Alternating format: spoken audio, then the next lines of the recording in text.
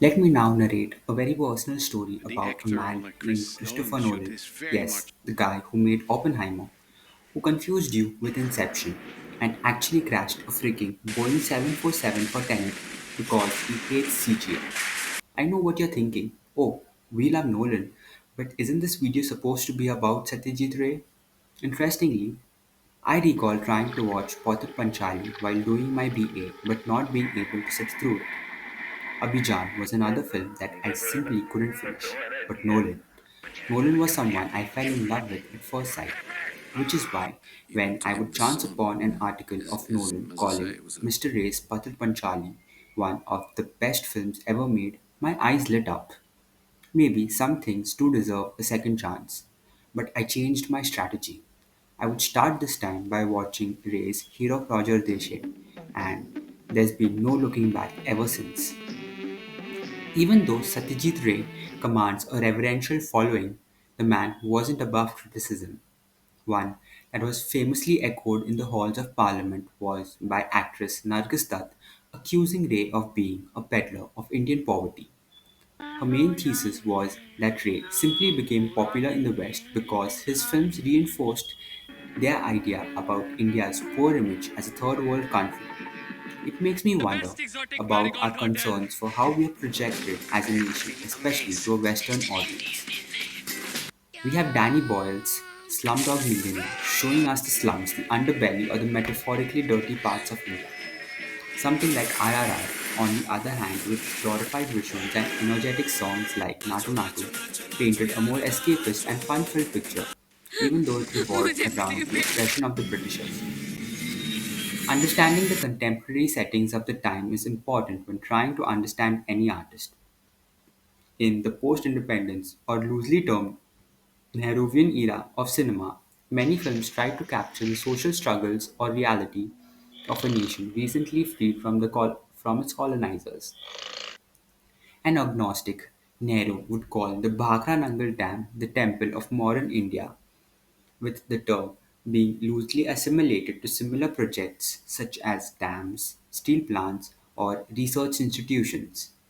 While Nargis Dutt was referring to Patr Panchali when she accused Ray of selling Indian poverty, the Apu trilogy is more than simply exploiting this picture of poor India to get some attention abroad.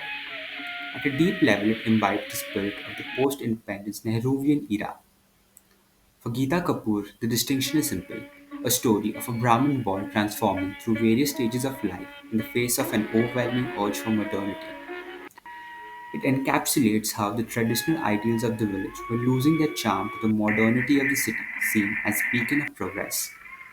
Apur's alienation is also elevated by the loss of a loved one throughout the Apur trilogy, starting from his sister Durga's death in Potter Panchali to his wife Aparna's demise in Apur Sansar. As a result, Apur didn't simply face poverty in the explicit financial sense, but also experienced an inner emotional poverty that continues to plague us even today. As a child, Satyajit Ray read voraciously, which isn't surprising considering the rich artistic background of his family. His grandfather, Uparendra Kishore Roy Chaudhary, founded a printing press and publishing house called U. Ray and Sons.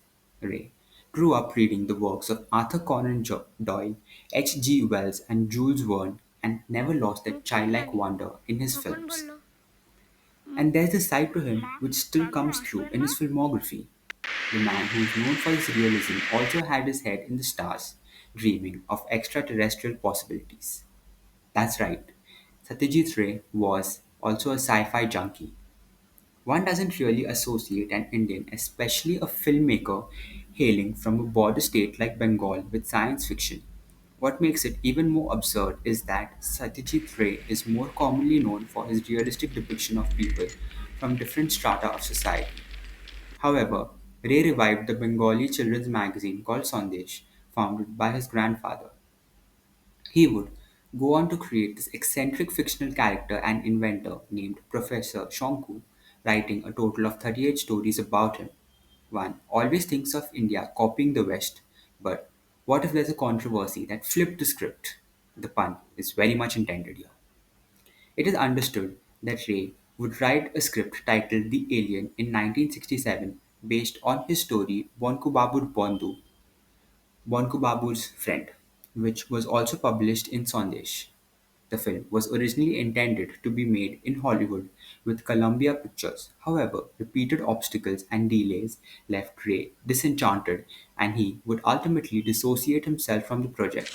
But a film called E.T. the Extraterrestrial, with strikingly similar resemblance, will be produced and directed by Steven Spielberg, opening to great applause and fanfare in theaters in 1982. Long before E.T., and my science fiction screenplay was germinated from that story, The Alien. What's it? I wrote a science fiction story called The Alien, screenplay, full screenplay, which was supposed to be financed by Columbia. That is why I spent 5 weeks in Hollywood in connection with that. It's only that I had a person who was working as a middleman who behaved peculiarly, and the idea had to be dropped. But many ideas in The Alien are in E.T., and there were mimeographed copies of my screenplay in Hollywood, hundreds of them at Columbia.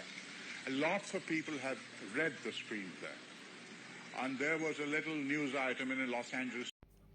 However, simply relegating someone like Satyajit Ray to tags such as Peddler of Indian poverty or science fiction junkie would be a huge disservice to his legacy.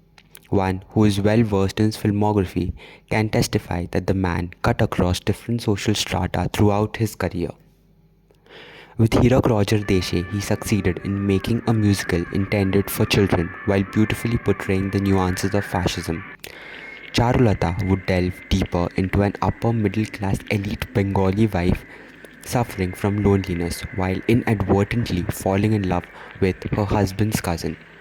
Pratidwandi probed the mind of an English speaking young adult battling the pressures of unemployment, and Devi tackled socially sensitive themes such as the extreme form of religious dogmatism and superstition.